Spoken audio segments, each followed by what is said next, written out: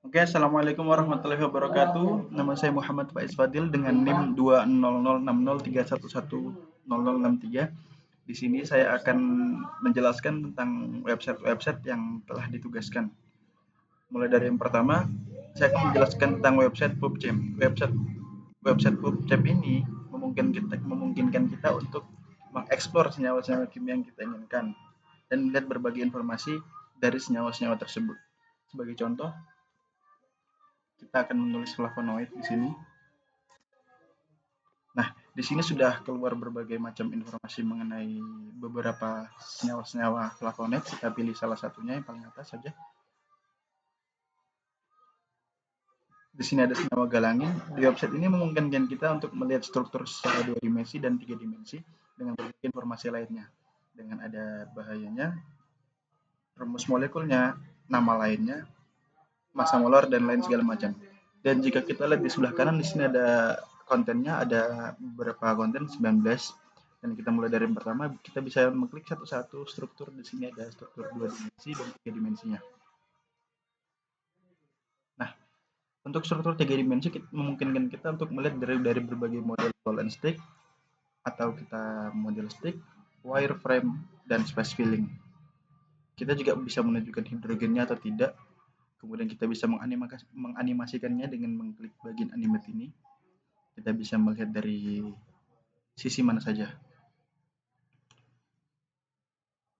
Dan kita juga bisa mendownload strukturnya. Kemudian di sini bisa ada nama dan identifikasinya.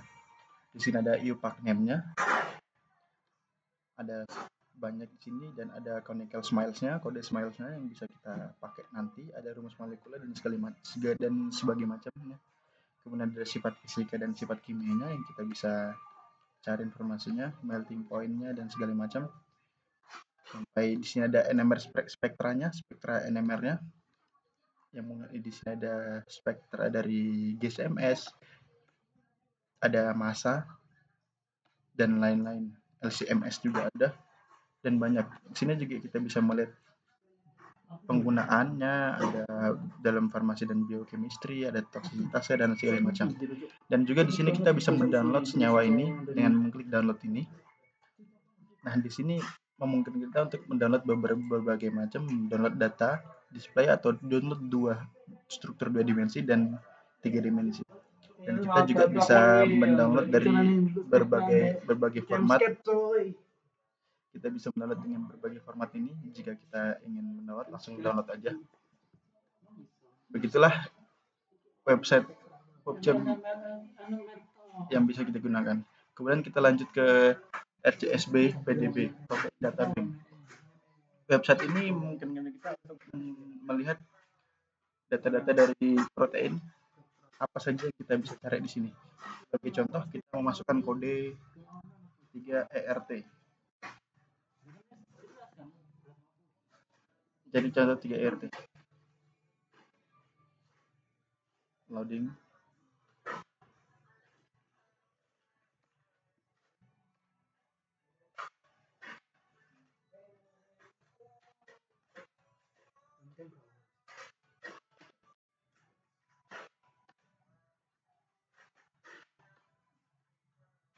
Nah, ini.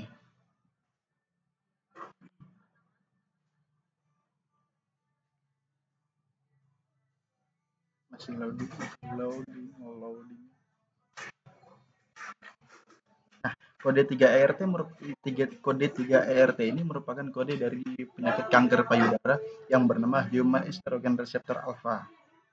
Dan gambar ini merupakan gambar dari kanker payudaranya yang diambil menggunakan metode instrumen XRD. XRD di mana X-ray diffraction dengan resolusi 1,90 angstrom. Dan di sini ada PDB doi-nya dengan tadi nama penyakit kanker payudaranya, ligand binding domain, human estrogen receptor alpha ligand binding domain in complex with 4-hydroxytamoxifen. 4-hydroxytamoxifen ini adalah obat dari kanker ini. Kanker human estrogen receptor alpha ini. 4-hydroxytamoxifen merupakan obatnya. Kemudian di sini kita bisa lihat dia merupakan klasifikasi dari nuklir reseptor organismenya organisme Homo sapiens manusia, dan sistem ekspresinya dia dari E. coli dan tidak bermutasi. Kita juga bisa melihat di bawah di sini ada jurnal-jurnal yang mencakup dari kanker ini, bisa kita klik kalau kita mau. Dan kemudian di sini ada data protein dari estrogen reseptor alfa dari protein dari kanker payudara tersebut, chance-nya A, kemudian sequence nya 261, organismenya Homo sapiens dan tidak bermutasi. Nama gennya estrogen reseptor alfa. Dan ini gambarnya. Kemudian kita bisa lagi ke bawah. Di sini adalah ligand yang digunakan. Tadi Chains B 4-hidroksitamoxifen ligannya atau obat yang tadi dengan rumus molekul 26H29NO2. Kemudian ini diagramnya, gambarnya dari 4-hidroksitamoxifennya tadi yang merupakan ligan atau obat dari si kanker tadi. Di sini banyak data-data lagi dari protein kanker tersebut jika kita ingin mengeksplornya. Kita bisa lihat gambar-gambar lainnya. Ya segitu dari website RCSB-PDB ini. Kita lanjut ke Pitochem. Kita translate dulu ke bahasa Indonesia. Pitochem, website Pitochem ini memfasilitasi pencarian tanaman, kimia, bioaktivitas, dan etnobotani secara mendalam menggunakan nama ilmiah atau umum. Hasil pencarian dapat diunduh dalam bentuk PDF atau spreadsheet. Jadi ketika kita mencari ini, kita bisa mendownloadnya dalam dua format, PDF atau spreadsheet.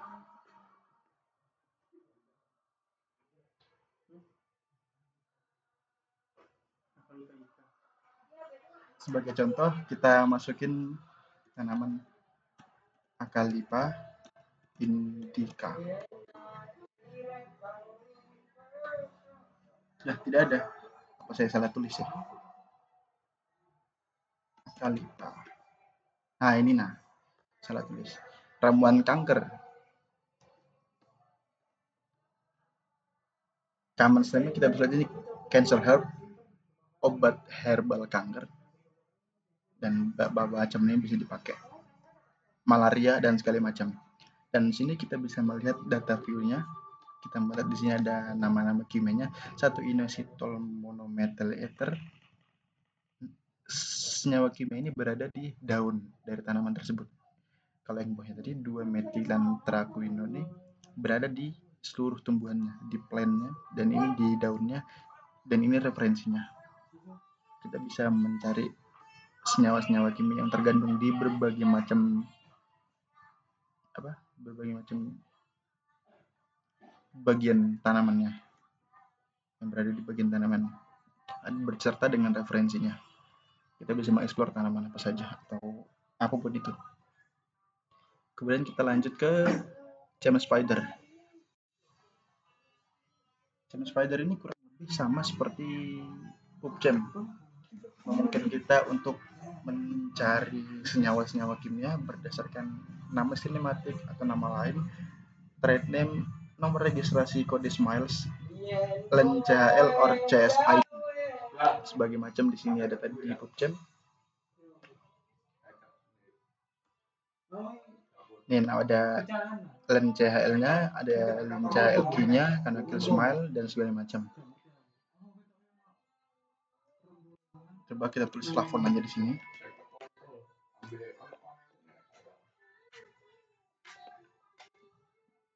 Sedang memuat.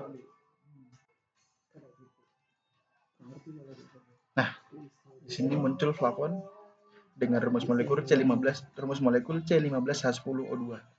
Gambarnya berikut, kita bisa mensimpannya atau kita melihat dengan 3D-nya.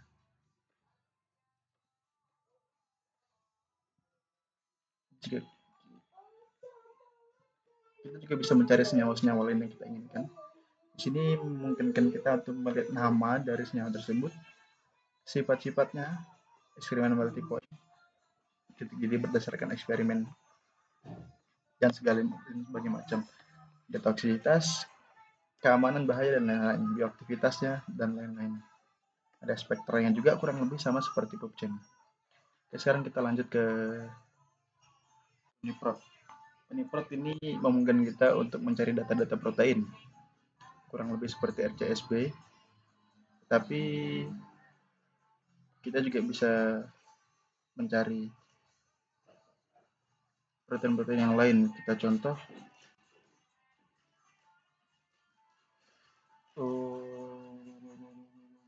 ya Allah, lupa.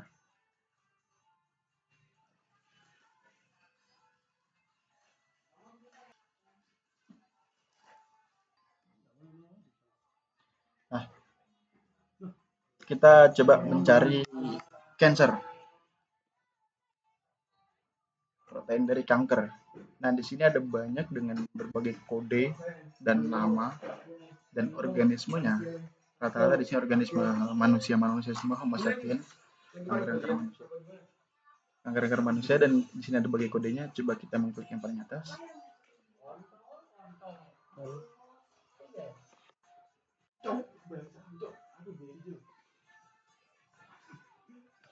Kita lihat di sini.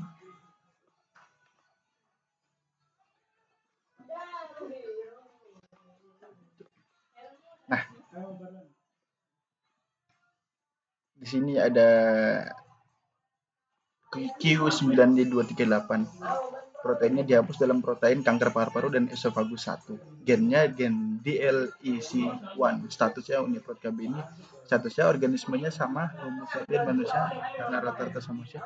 Fungsinya ini untuk spermatogenesis dan kesuburan pria dengan kesamaan.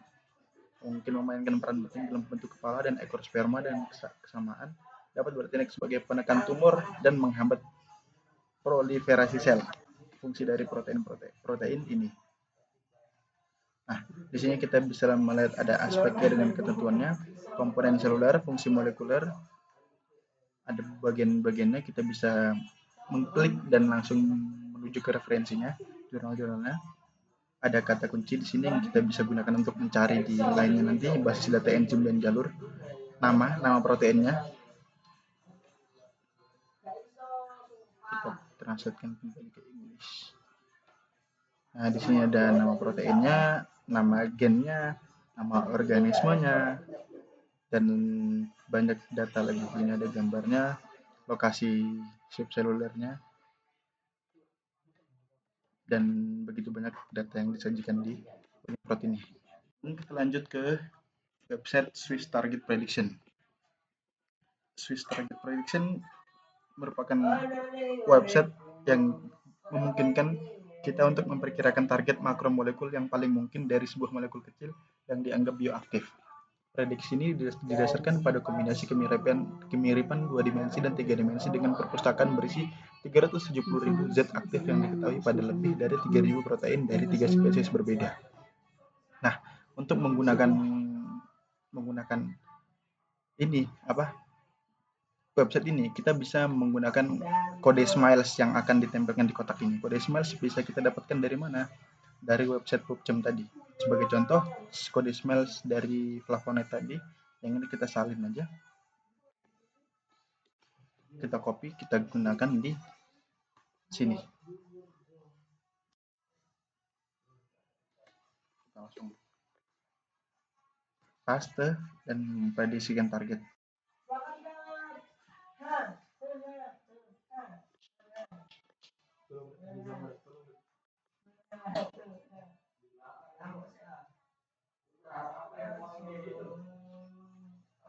Nah, di sini tertera target kelasnya yang hasil prediksinya. Ada di sini top 15. Ada hidrolase 13%, liase sebesar 26,7%, enzimnya sebesar 13,3%. Ini jika kita memprediksi 15 yang terkandung. Kita juga bisa memilih top 25-nya. Ada 25 atau top 50 atau semuanya. Nah, jika semuanya kita mendapatkan banyak kelas yang akan ditampilkan dan juga persentase berapa persen yang terkandung dalam flavonoid ini. Kemudian kita juga bisa melihat di bawah ada target-targetnya, nama common-nya Uniprot ID. Nah, Uniprot ID ini kita bisa gunakan untuk mencari di sini menggunakan website Uniprot ini.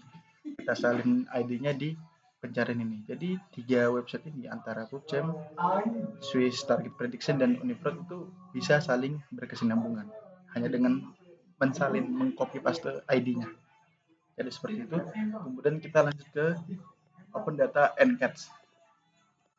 Open Data NCATS adalah sumber daya yang dikembangkan oleh NCATS untuk menampung model prediksi in silico untuk berbagai properti AdName. Secara simpelnya kita bisa mencari data-data dari penyerapan distribusi, metabolisme, dan ekspresi. Jadi bersumber daya ini berfungsi sebagai alat penting bagi komunitas penemuan obat dengan potensi penggunaan dalam optimalisasi dan penentuan prioritas senyawa. Jadi jika ingin menggunakannya, kita bisa memberikan masukan dalam bentuk CSV atau file text yang berisi kode SMILES. Jadi kita bisa membuat sketsa molekul menggunakan editor molekul yang disediakan. Kemudian kita bisa menggunakan ini. Di sini ada cara menggunakannya, di sini ada publikasinya, dan jika kita menekannya akan langsung menuju ke jurnalnya. Ya seperti itu untuk website ini. Kemudian kita lanjut ke DrugBank. DrugBank ini merupakan website untuk kita mencari berbagai macam obat-obat dan kandungannya sesuai namanya. Jadi sebagai contoh sini saya sudah menuliskan amoxicillin dan saya mendapatkan sini amoxicillin. Kita buka. Nah, di sini sudah tertera berbagai macam informasi mengenai amoxicillin. Amoxicillin ada ringkasannya, amoxicillin merupakan turunan penisilin yang digunakan untuk pengobatan infeksi yang disebabkan oleh bakteri gram positif, khususnya bakteri Streptococcus penyebab infeksi saluran pernapasan atas. Nama-nama mereknya ada berbagai macam nama merek dari amoxicillinnya yang mengandung amoxicillin, nama generiknya amoxicillin, nomor akses drug bank-nya, dan ini nomor akses drug bank yang sudah merupakan terdaftar di panduan farmasi seperti ini. Latar belakangnya, jenisnya, strukturnya, beratnya, rumus kimianya C16H19N3O5S. Struktur dari amoxicillinnya bisa diunduh atau 3 dimensi atau struktur serupa. Nama lain amoxicillin dari berbagai negara. Nah, indikasinya juga ada.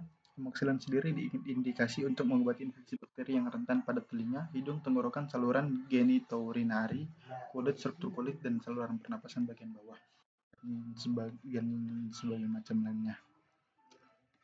Kita juga bisa mencari obat apa saja di sini yang ingin kita cari. Memungkinkan kita untuk mengetahui apa sih obat ini, terus untuk apa sih obat ini digunakan, terus dari mana sih obat ini berasal, latar belakangnya seperti apa, bagaimana strukturnya, bagaimana tadi gambar dan lain segala macam, ada type-nya, grup, strukturnya, berat, rumus format, nama lainnya, nama mereknya. Jadi kita bisa mencarinya di sini, memudahkan kita juga untuk mengetahui obat-obat apa yang kita butuhkan nanti. Kemudian ada ZincDoking. ZincDoking merupakan website yang bisa digunakan dalam penelitian obat-obatan untuk memprediksi bagaimana molekul-molekul tertentu akan berinteraksi dengan target biologis seperti protein atau enzim. Website ini dapat digunakan untuk melakukan simulasi secara virtual, membantu peneliti dalam merancang obat-obatan baru dengan lebih efisien. Jadi simpelnya kayak kita meneliti tapi kita tidak terjun langsung ke dalam lab, hanya secara virtual, memungkinkan kita untuk mengetahui hasilnya tapi secara virtual.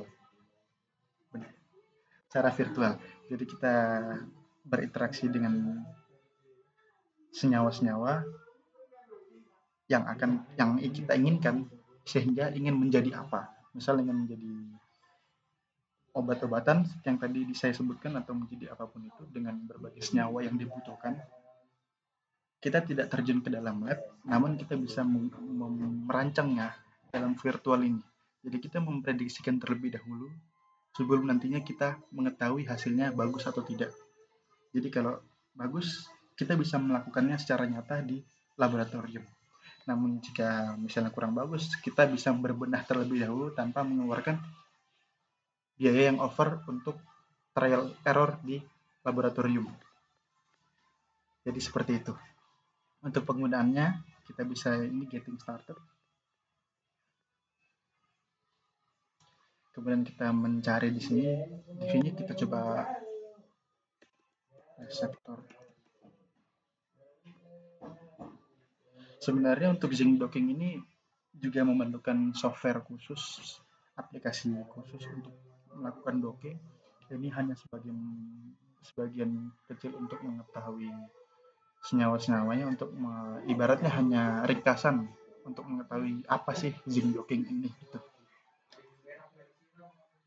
Jadi kita di sini kita mendapatkan reseptor merupakan protein ligand yang memodulasi secara fungsi protein termasuk interaksi dengan protein lain. Jadi seperti itu zinc docking. Jadi saya tekankan lagi, zinc docking merupakan di mana kita bisa memprediksi senyawa-senyawa yang kita inginkan tanpa harus kita trial error di laboratorium yang membutuhkan biaya yang over. Hanya dengan merancangnya secara virtual, kita bisa memprediksikan apakah hasilnya bagus atau tidak. Jika bagus, kita baru bisa terjun langsung ke laboratorium untuk melakukannya. Ya, segitu dari saya dan website yang saya jelaskan. Saya Muhammad Faiz Fadil dengan NIM 20060311103. Assalamualaikum warahmatullahi wabarakatuh.